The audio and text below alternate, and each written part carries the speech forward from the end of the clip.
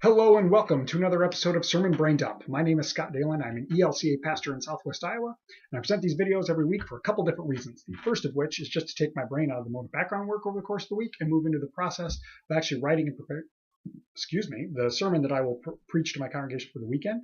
It's the first reason, and the second is just to allow you, the viewer, who have come across this video for whatever reason brought you here today, to gain some insight into the assigned text for the week. So that is why I do these. As I record this, I'm going to say Happy Holy Week. It is actually Good Friday right now as I am recording this, getting ready here for Easter Sunday, which is what this one is for. So Happy Holy Week, Happy Good Friday, which seems weird, but okay, and then Happy Easter, kind of all thrown into one. This coming Sunday, which is April 1st, 2018, haha, April Fool's Day, he was dead, now he's not, April Fools, there's my one pastor joke for you. It is Resurrection of our Lord, or Easter Sunday as we call it, and the assigned text for this year comes out of Mark's account of the resurrection, and it's chapter 16, 1 through 8. A little bit of background here on Mark's gospel that I think is important. If you look at it, Mark is a really oddball ending. And I've talked about this before 3 years ago, if you want to zip back and find that one again, but we'll go to it again. So where we will leave off today, when I read it here in a moment, that is, scholars agree to be the ending of Mark, but it ends very strangely, very abruptly. Some almost think that maybe there was an extra page of the scroll that got ripped off of the original manuscripts. But because of that, a couple hundred years after the fact, some monks decided that they would needed to tie things up a little bit better. So we have two extra endings of Mark. We have the short one, and then the longer ending of Mark is how they're printed in most Bibles. But most scholars agree, and I agree with them, that that where we end up here at verse 8 of chapter 16 is the ending of Mark. And if that's intentional or not intentional, I still think it works. And there's a theological implication to that and the way things go. But before we go to there, let's go ahead and jump into this. So again, Mark 16, verses 1 through 8. When the Sabbath was over, Mary Magdalene, Mary the mother of James, and Salome bought spices so that they might go and anoint his body. And very early on the first day of the week, when the sun had risen, they went to the tomb. They had been saying to one another, "Who will roll away the stone for us from the entrance of the tomb?" When they looked up, they saw that the stone, which was very large, had already been rolled back. As they entered the tomb, they saw a young man dressed in a white robe sitting on the right side, and they were alarmed. But he said to them, "Do not be alarmed, for you are looking for Jesus of Nazareth, who was crucified. He has been raised. He is not here. Look, there is the place where they laid him. But go, tell his disciples and Peter that he is going ahead of you to Galilee. There you will see him, just as he told you." So they went out and fled from the tomb, for terror and amazement had seized them. And they said nothing to anyone, for they were afraid. That's it. So some thoughts about this. The resurrection, which normally is like high greatest day of this is like our Super Bowl. This is the big one. We got Christmas, which is important because it's the birth of Jesus. We've got Easter because it's the resurrection of Jesus. And you kind of can't have a resurrected Lord without the resurrection without Easter. Easter is very, very important, and I'm not discounting that. But Mark takes an interesting look at it. Mark is the only gospel where we don't actually see a resurrected Jesus. We hear about it. We hear about it from the angel. We hear the charge that they are given to go and tell the disciples that he's gone on to Galilee ahead of you, like he told you. That's a throwback to an earlier moment in Mark when he told them that he would meet them in Galilee. I forget exactly where, but it's in there.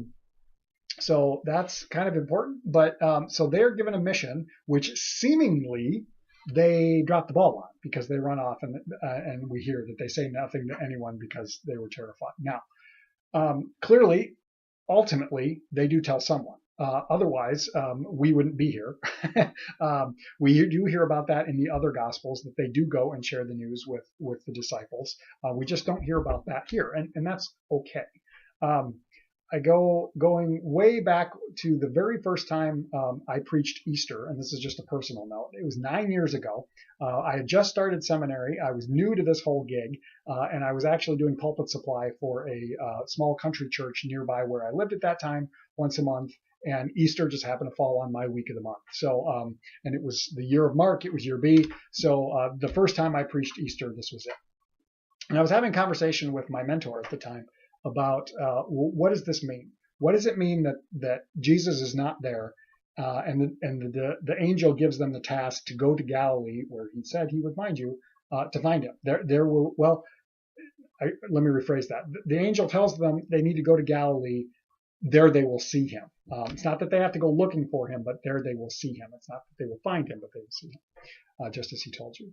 Jesus has foreseen this. He has foretold this, along with the predictions of his crucifixion that happened multiple times in the gospel.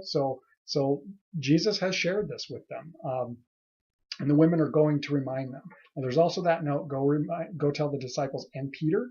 Some scholars argue that this is because of Peter's threefold denial that we hear about in all four Gospels. An important point that when faced with the question of "Are you with Jesus?" 3 times he denies him, and so it's thought that this is aimed at that. We also hear in John's account in the resurrection appearance along the seashore, we have Jesus ask Peter 3 times, "Do you love me?" As a way to make up for that. But regardless of that, again, let's keep it here in Mark. That it's the idea of go tell the disciples that he is risen, he's not here. Go tell Peter that he's risen, he's not here, because there are different levels of failure, if we want to call it that. They all fled and left him when he was betrayed, and then Peter apparently takes that one step farther. Maybe, I don't know. That's open to your interpretation, but that's some thoughts on it. Some other thoughts that I have here that are important points to think about. So we hear right away when the Sabbath was over. Well, that would have been Saturday night at sundown. So it would seem that at that point already the women are starting to prepare for this action that they're going to do. They don't go to the tomb until right before sunrise, but they've had all night because Sabbath is over Saturday night at sundown. They go and they buy the spices. They're preparing to anoint his body. However, as we hear, as they're on the way, they're already asking, well, who's going to roll away the stone? There's nobody here with us. How are we going to do this? We probably can't even get in there. So it could be that there's this sense of defeat, the sense of failure, even before they start, even before they get there. They already have the sense that they've been defeated by the whole thing. They can't even do this one expected action to prepare him for his burial, which of course is late because he's already been in the tomb since Friday, or today, as I'm recording this. So there's, but all the way through the Sabbath, I mean, there's all kinds of things at work here.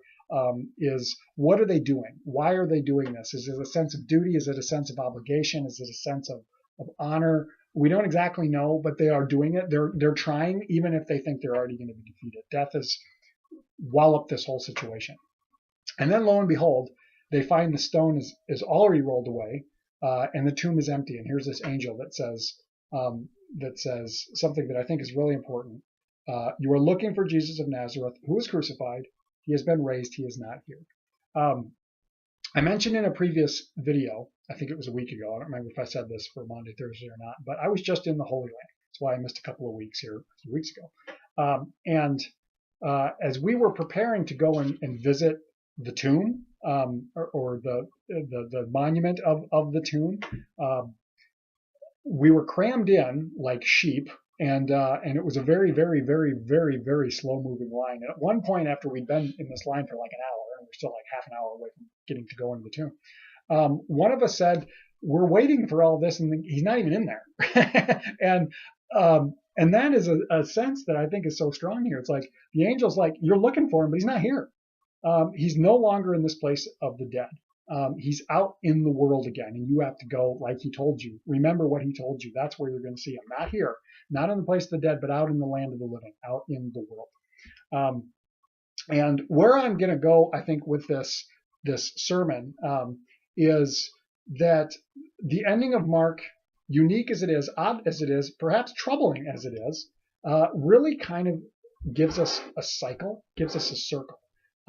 It ends so abruptly, and it ends in the place where it begins. Now, the beginning of Mark, we hear, and I love this, the beginning of the good news of Jesus Christ, and we hear that his ministry begins in Galilee, which is the place where he sends them to.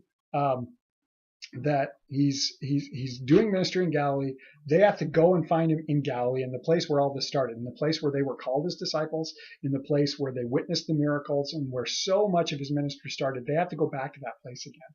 And this is a good reminder for us that Easter's not the end.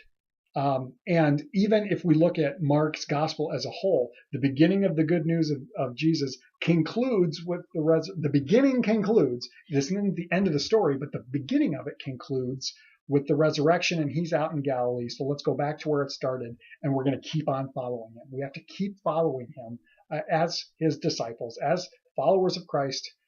It's a cycle. This isn't the end for us. This isn't the end all be all. Even though, yes, Jesus says it is finished, there's more to it. And our life as followers of the resurrected Christ is not a one all be all or end all be all, whatever we want to say, but it continues, and our life continues as we follow him out into the world.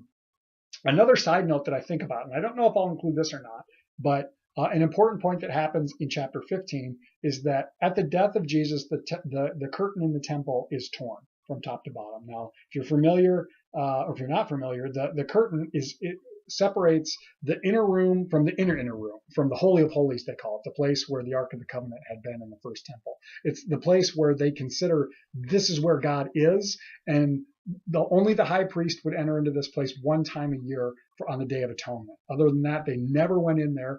Anyone besides the high priest would not go in there. But now this separation is gone. It's destroyed. And I've heard a couple different ideas. On one hand, it's, okay, now we can go into God.